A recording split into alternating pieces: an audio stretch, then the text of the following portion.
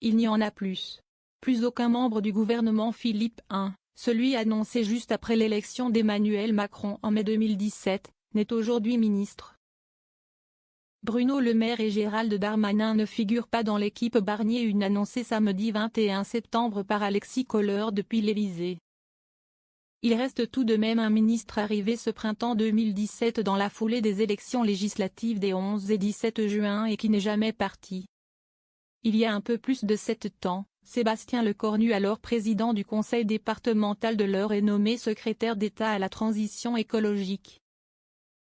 Sous Nicolas Hulot, ce proche de Bruno Le Maire est alors chargé principalement des questions liées à l'énergie. Depuis, l'ancien maire de Vernon n'a eu de cesse de grimper dans la hiérarchie gouvernementale en même temps qu'il s'est rapproché d'Emmanuel Macron.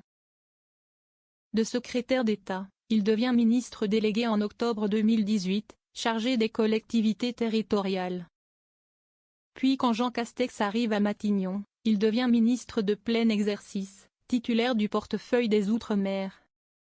Puis en 2022, quand Elisabeth Borne arrive à Matignon, Emmanuel Macron en fait son ministre des Armées, un poste clé dans les affaires régaliennes de l'État.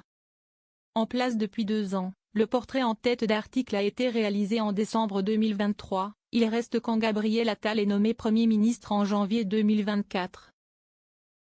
Puis après la dissolution, il fait partie des rares sortants à être conservés par Michel Barnier.